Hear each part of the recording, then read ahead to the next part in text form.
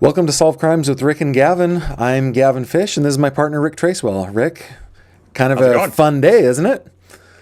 It's definitely a day to celebrate in the world of true crime, that is for sure. It certainly is. So, what we're talking about here is that there has been an arrest, actually, two arrests made in the case of Kristin Smart, who was a Cal Yep, Poly student, disappeared back in 1996. that's right. Maybe we ought to do a quick kind of overview about the case, then we can go into other stuff. What do you think? Sure. Yeah, yeah. I mean, she was like you said, she was a college student at Cal Poly, which, if people don't know where that is, it's Central California. It is a beautiful town, considered back then, especially very safe. Yeah, San Luis Obispo still has a very small town vibe to it. Mhm.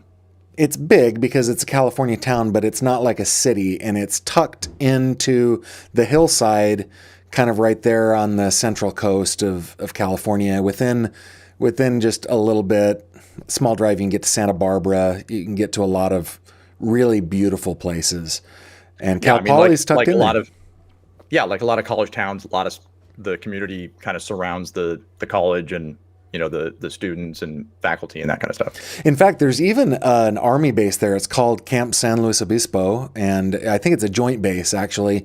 So there's this student presence, there's this military presence, and then there are people who live there full time in this quaint little central Hmm.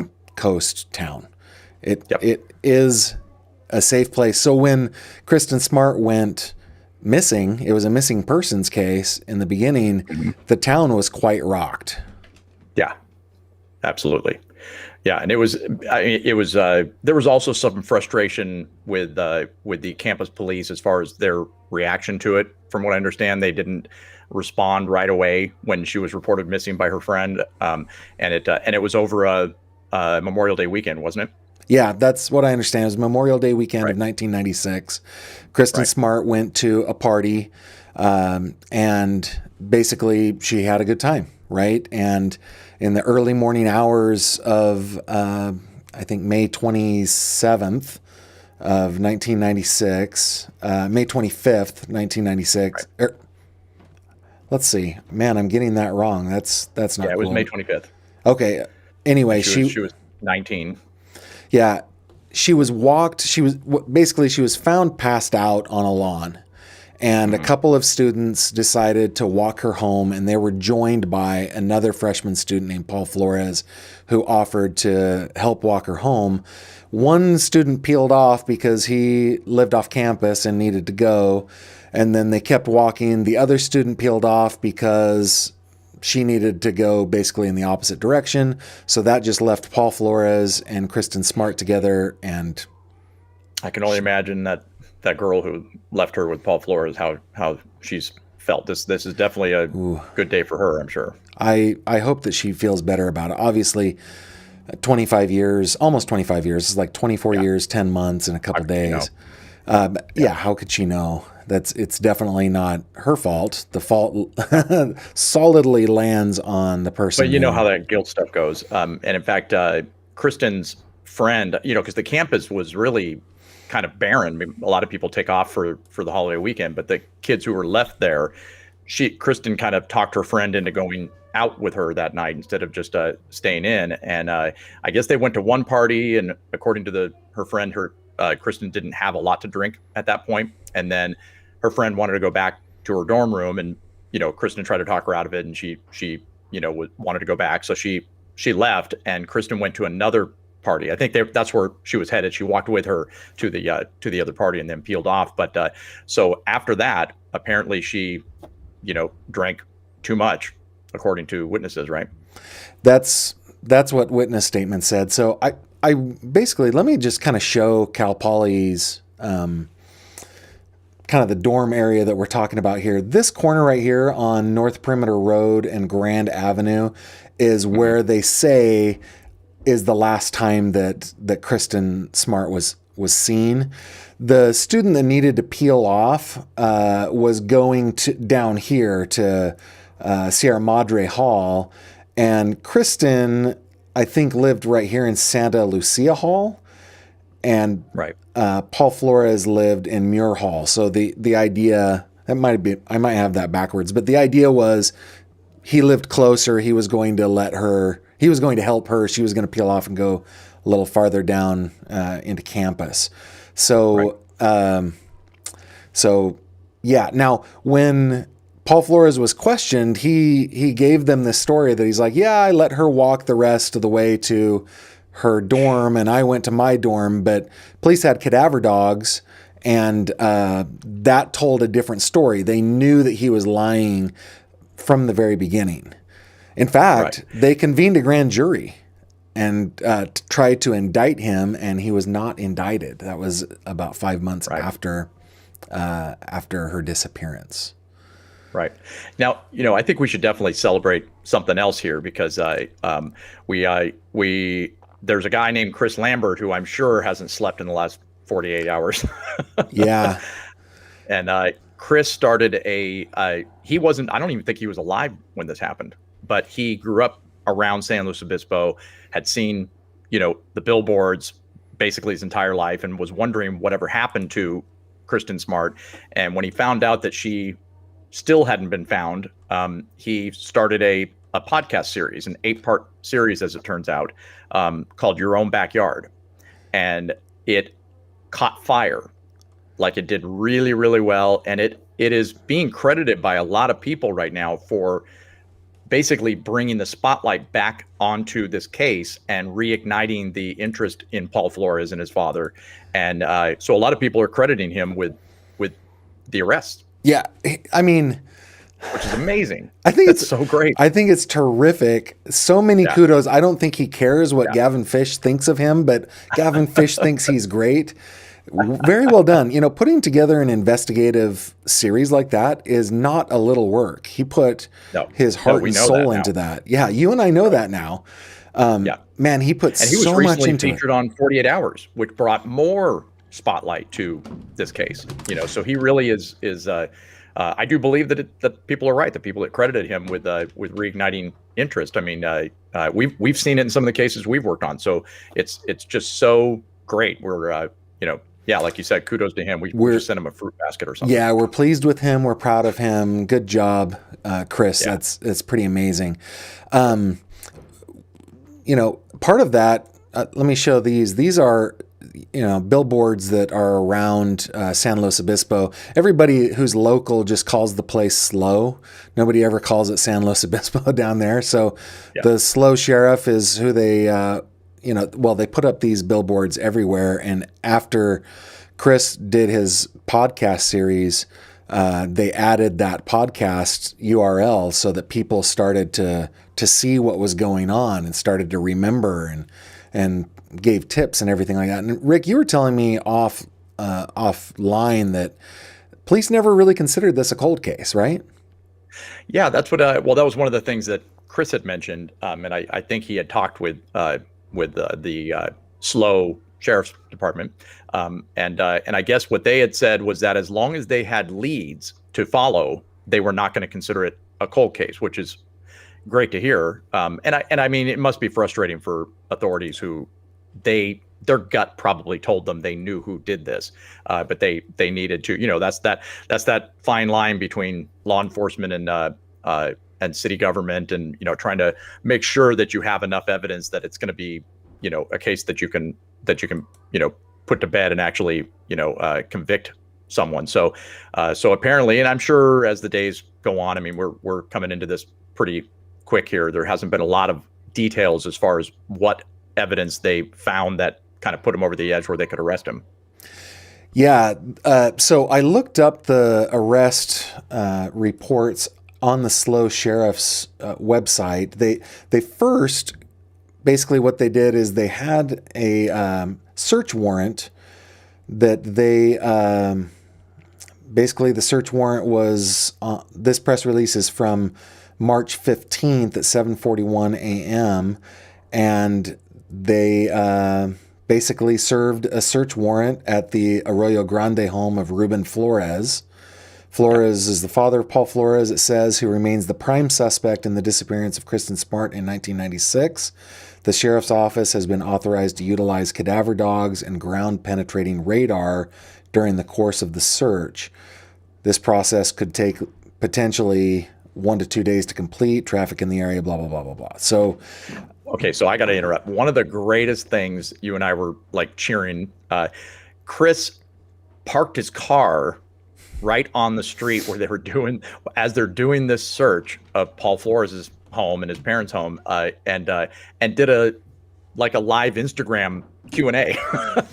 yeah, I think that's awesome. I think that shows a lot of chutzpah on his part. He's after putting that much work into something.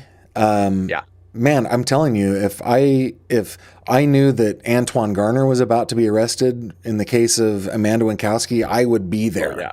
I would definitely be there. Sure. So, well, and Chris isn't brand new. This isn't like his first outing. He's done podcasts before. He's actually a freelance journalist, and so he's done other podcasts. This is just a specific one that was kind of near and dear to his heart, from his growing up in town. So he knows what he's doing, and I mean, this is just going to be such a great boost for him, and maybe he'll pick up some other cases and get those solved too. That'd be great. Yeah, he's the man. I wanted to show this picture. This is actually a mugshot from 5/27 of 96 of Paul Flores when he was a freshman at Col Poly. Right. And one of the things that is, I mean, it's pretty low res, but you can see in this picture that he has like a black eye, and it looks like he has a bruise on his left jaw too. And this was one of the pieces of evidence that police were looking at, that he had been in a struggle, he had been in a fight. So if he were wrestling with even drunk Kristin, Kristin was 6 feet tall, right? 6'1". 6'1", yeah. He's not small. I don't know how tall he is, but she was 6'1". She was not a small girl. So if she put up a fight, she could have clubbed him in the face a couple times. We did a little research and found a little bit of insight on that exact thing. In 2016, there was an article that came out that 4 women have claimed that they were sexual assault victims of Paul Flores before and after Kristin's disappearance. So it's not the first time, and they're very similar stories as far as like pretending to take them home. They were drunk. Apparently, that was his thing, is finding drunk girls. So I guess so he could overpower them. I don't know, but so it's not. This is not an isolated incident. This thing with Kristin. So his deal as a predator was to just look for the people who are inebriated. I guess that was his thing. That was his thing. Yeah. Wow. Great. So and as gentlemen with daughters, that's just not something you want to think about. I was going to look up. Arroyo Grande is like in the Los Angeles area, San Pedro area, right? So I believe. I guess the idea would have been that. Let's see. Let's see. There's Morro Bay. Yeah, it's south of San Luis Obispo. Yeah.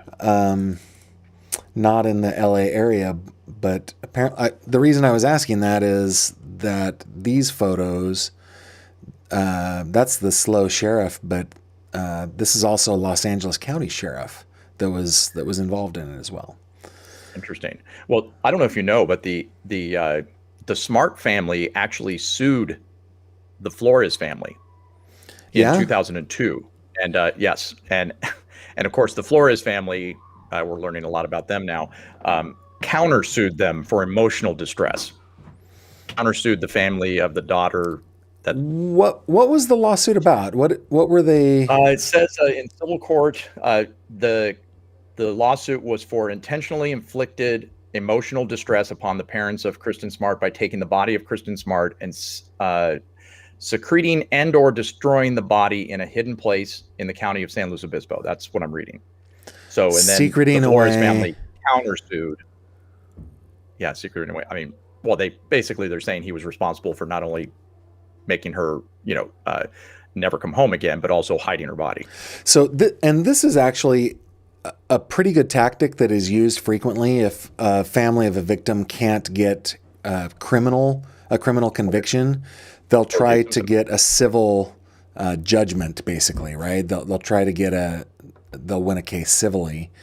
I wonder what happened to that case. I'm going to look that up. I mean, I think famously the O.J. Simpson case was one of the first that was really big news. Yeah, where he lost, he won the criminal case. He was acquitted, but then he lost the civil case.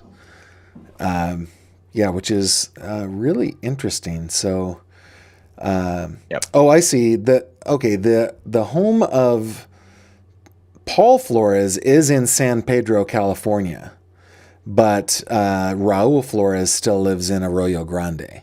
So got it. They went to both places. Right. So, yeah. Yeah, they had that thing staked out for a while. They've been gathering evidence since '96. A lot of people were saying that Flores was accused of sexual assault in 1994, and a lot of people say that if he had been properly convicted of that, Kristin Smart would still be here. That kind of stuff. I mean, that kind of stuff. Monday morning quarterback, but it's still. But it does seem that the people that are willing to do these kinds of crimes, rape, murder, the violent stuff, right? Assaults of many different sorts, they'll do them over and over again. And you and I have discovered that multiple times in our other investigations, right? Well, they keep getting away with it. Yeah. You know what I mean? It's not an isolated incident. Those are the scary people. Yeah. In one case, we have a suspect that was acquitted of rape and attempted murder. And when the victim told police about it, before his acquittal, but during their investigation, they said he's going to kill somebody and he's going to do it soon. That's what she said. And lo and behold, dead girl about a month and a half later. So, yeah. And we're going to be doing an episode pretty soon here on our channel here that features Rex Krebs, who in jail practically begged authorities to give him help for the things that he does. And they did not. And this was in the late 80s. They did not get him help. And he ended up murdering at least 2 women. At least 2. Yeah. Yeah. So he was convicted of 2. I was thinking about it. Flores, the Kristin's friend who was at the first party with her and then ended up peeling off, she had said that Kristin had maybe 1 drink. I wonder, since this guy has a pattern, I wonder if he slipped her something. Or just encouraged her to drink and drink and drink, right? But it could be his pattern, right? To slip something, goes to these parties, slip something in there, and then all of a sudden the girl's, completely inebriated when she wasn't before. The mid 90s, that was a time when GHB was kind of, getting out of control. Yeah, it was. That was a scary time for female college students, high school students going to parties and stuff like that. That was happening a lot at the time.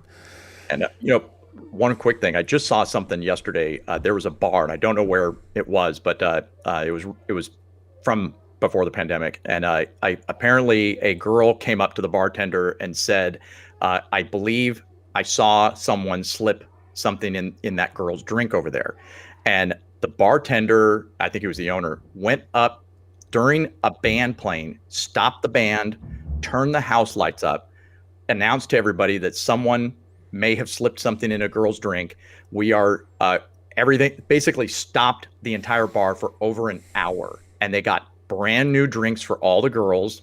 And that was pretty impressive. That's very blown impressive. away by that. Very impressive. Yeah, stopped everything. That's one of those moments where, your confidence in humanity, right? And that people will do the right thing is buoyed a little bit. Hey, we've got a question. Colonel Reb, who is a frequent contributor here with us, says, what new evidence do you think they came up with, if any? So what do you think, Rick? We know that the search warrant included ground penetrating radar. We know that an old Volkswagen Beetle was confiscated. So Right. there could have been trace blood evidence or hair evidence, or they may even have found a body. That it's possible. I suppose it is possible. I haven't seen too much as far as the evidence, and my guess from what I've read is that they had a lot already, and I think they were looking for that final nail. I think they've wanted to arrest him since this happened. So I think they finally got enough evidence. And it, again, it had a lot to do with the the new attention being shown to this case nationwide and worldwide. Yeah. I'm definitely putting this podcast, I'm definitely going to be listening to In Your Own Backyard, or it's called Your Own Backyard podcast by Chris Lambert. I'm going to be going through the whole thing, all 8 episodes. I'm sure he's going to do a follow-up, or at least I really hope that he's going to do some follow-ups on this. He hasn't even, it's been so crazy for him, I'm sure. He hasn't even updated the page to show that that an arrest has been made. Right. Well, the last episode that he did was November of 2020. So it's been about 6 months since he finished up. But can you imagine doing that kind of work and within 6 months an arrest is made? That's like light speed. Right. That's very, very fast. Got to be great. So kudos to him. And also the police officers at the SLO Sheriff's Office who cooperated with Chris Lambert and did interviews and talked to him. The Smart family talked to him. It's just everybody needs to go and listen to this podcast if you haven't already. I have not. Yeah. It's going to be a must listen to over the next few days. Well, since we had that question about the evidence, why don't we check with we have a footage of the press conference, right? Yeah, we do. Why don't we check in on that real quick? Here we go. I'm here this afternoon to announce the arrest of Paul Flores for the murder of Kristin Smart and the arrest of his father, Ruben Flores, as an accessory to the murder. I want to start just with a little timeline for those who may not follow this completely. So how did we get here? It's been a long process. Kristin Smart was a 19-year-old freshman Cal Poly student in May of 1996. She was last seen on May 25th of 1996 at approximately 2 a.m. near the intersection of Perimeter and Grand Avenue, which is right over my left shoulder, as she walked home from an off-campus party. Kristin was last seen with Paul Flores, also a 19-year-old freshman that walked her home from the party. Kristin never returned to her dorm room that night and has not been seen or heard from since that time. She was reported missing to the Cal Poly Police Department on May 28, 1996. Cal Poly Police handled the initial investigation into her disappearance with the assistance of investigators from the San Luis Obispo County District Attorney's Office. On June 26, 1996, about a month later, the San Luis Sheriff's Office assumed the lead investigation in the case. We have actively investigated the case since that time. We have it's been an active investigation the whole time. California Department of Justice, numerous other law enforcement agencies throughout the state of California and actually out of the state of California. Throughout our investigation, Paul Flores has remained a person of significant interest. There's been some discussion of what is a person of interest versus a suspect, and it's really a matter of terminology. When a crime occurs, everybody involved in that area could be a person of interest until they're ruled no longer of interest, either through alibi, through witness, through physical evidence. But Paul remained as a person of interest, and as the case progressed, became a suspect and the prime suspect in the case. In late 2016, we discovered additional evidence that confirmed that Paul was the suspect in the disappearance. So the evidence that they found that confirmed him a suspect rather than a person of interest was 2016. Yep. 20 years later, right? Yeah. Yep. Wow. I want to say a couple of things that I want. First off, I love that they put a picture of her and then a picture of him in handcuffs. I like it's that. Nice. I think that imagery is very important. These, and I do want to point out, I think a heavier burden is placed upon smaller communities like San Luis Obispo. They've got to get it right, because if they get it wrong, I mean, it could potentially cost the community millions of dollars in lawsuits. Well, right? And trust in their law enforcement too.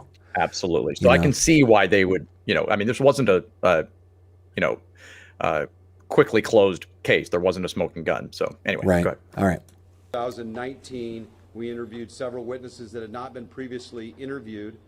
And I'll say some of that information came to light through the podcast that many of you are familiar with. Yeah. With the knowledge of the discovered of new evidence, new witnesses, sheriff's detectives secured a court order authorizing the interception and monitoring of Paul Flores' cell phone and text messages. This is one of many things that have been so they started monitoring it live. In February of 2020, detectives served search warrants at the home of Paul Flores, as well as his sister, mother, and father, all simultaneously last year.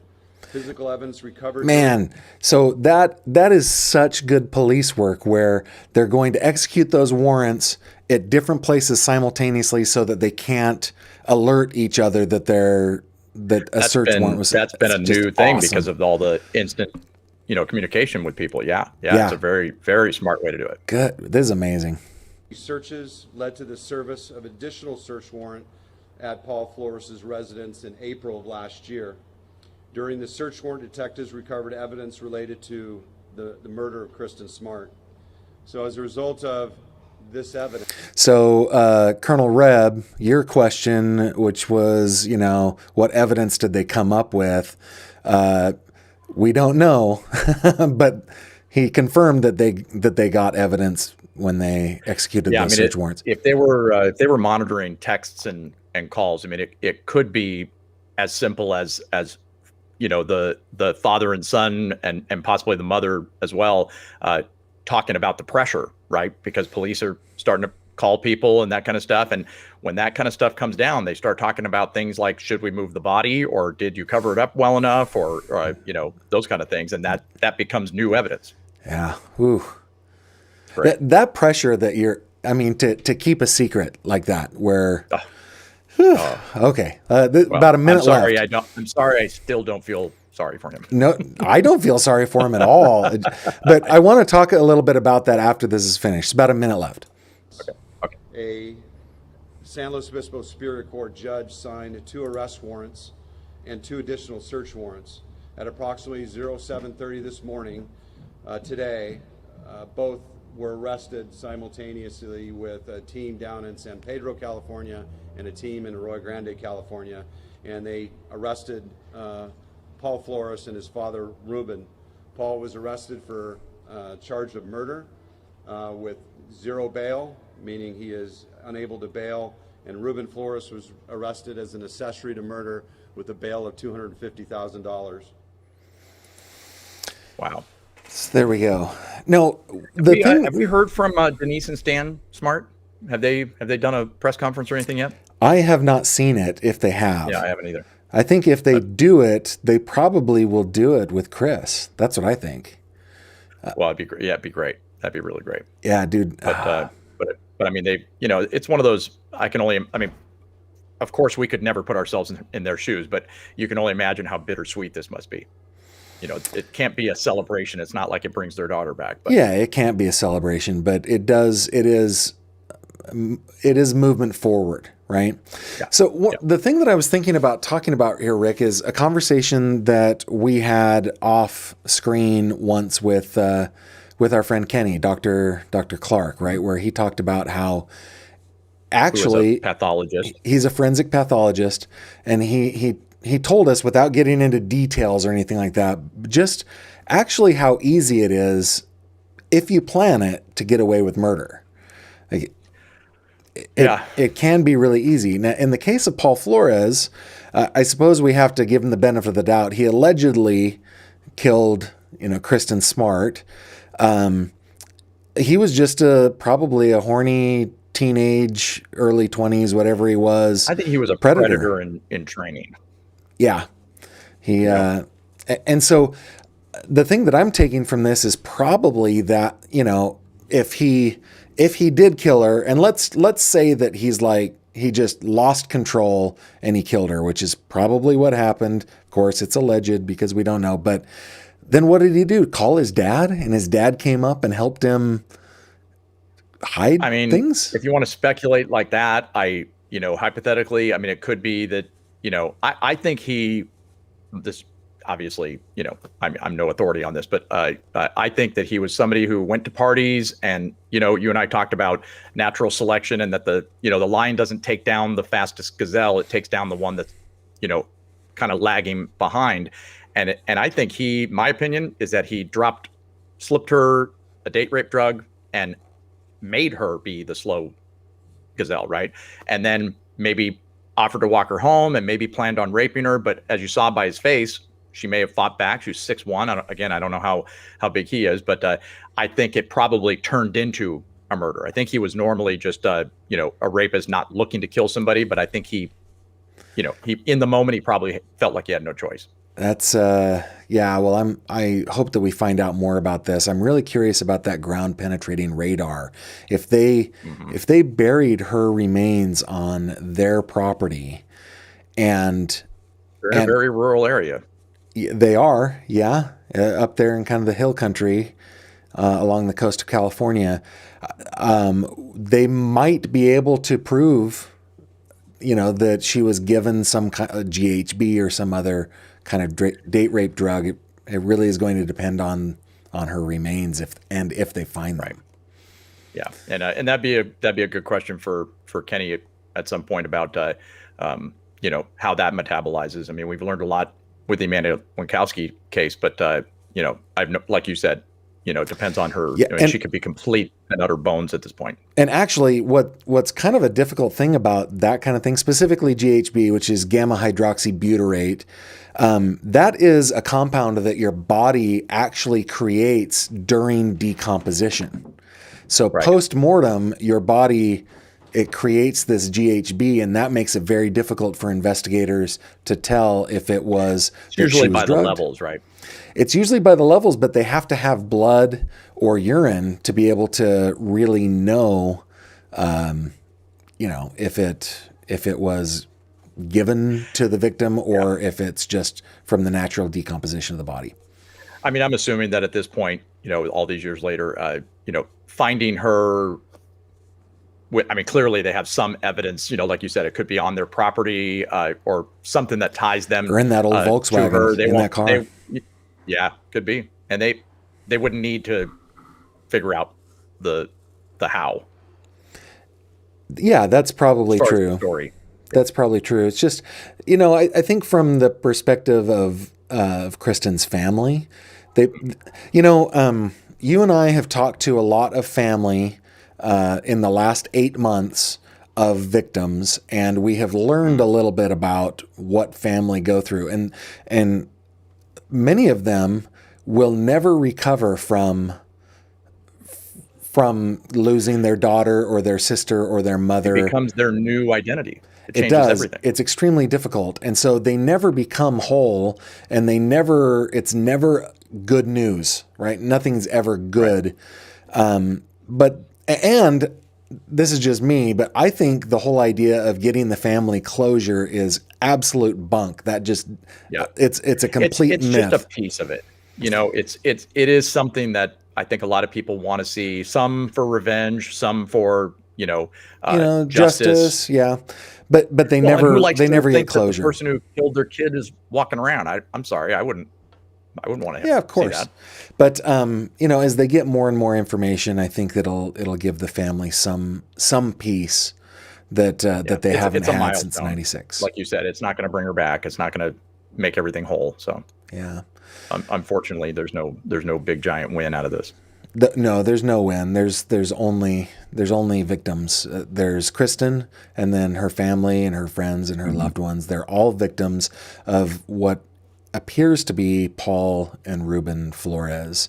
We shall see as this makes its way through the courts if we get a conviction. Paul's mother may also. She's not out of the woods yet. From what we've seen, there's some rumors about her. They did it as a family. Wow. Some families go camping, Dude, and then some cover up murders. I've talked to you about my mom before, right? But my mom is the most straight-laced person, black and white person. It's something that I've always admired about her because you always know where she stands, and she never takes the side of she will never just automatically side with her children. She always sides on what is right, you know? Yeah. Dude, if I would have come home from a bender at university and told my parents, I've accidentally killed a girl. She's in the trunk of my VW. My mom would have called 911. She'd have sat on you on the couch. Oh, dude, it would have been bad news. I never could have turned to my parents for that. And actually what I mean, probably would have turned to them because they would gently take me into custody rather than the police. But anyway, yeah, that's the thing, and we've been discussing this, since we started this channel, and the cases, the episodes that we'll be having coming out, soon in the coming week. They heavily discuss childhood and how childhood trauma and genetics and all that kind of stuff. So we don't know the whole story about, Ruben may have been a predator, Yeah, we don't know anything. Yeah. Right. It does look like Chris Lambert tried to interview the Flores family, but he did get police interviews of Ruben Flores. So I'm looking forward to listening to that podcast. I am too. I'm too. stoked. Yeah, he did say, I believe yesterday, Chris Lambert, that he never interviewed them directly, but they did yell at him from afar in town. so I hope he wears that as a badge of honor. He's like, yes, I would too. The Flores has yelled at me. So yeah, Clearly well done. he was doing something right. I'm just stoked for him that his hard work has done this. So yeah, and I'm happy Rick, for the Smart family and the slow community and Cal Poly. I mean that's been a real ding on a really great university there. So this is and obviously Chris Lambert and all that. I mean, there's just this was a very positive thing on top of a terrible thing, right? Yeah. So good job, everybody who's involved, from Rick and Gavin in our tiny little humble YouTube channel. We're really glad that you did that. I think that's a good place to probably wrap it up, right, Rick? Yep. Sounds All good. right. So everybody go check out that podcast. We're going to, and we're gonna definitely look forward to more details coming out on the arrests. All right. Take care, everyone. See you, Rick.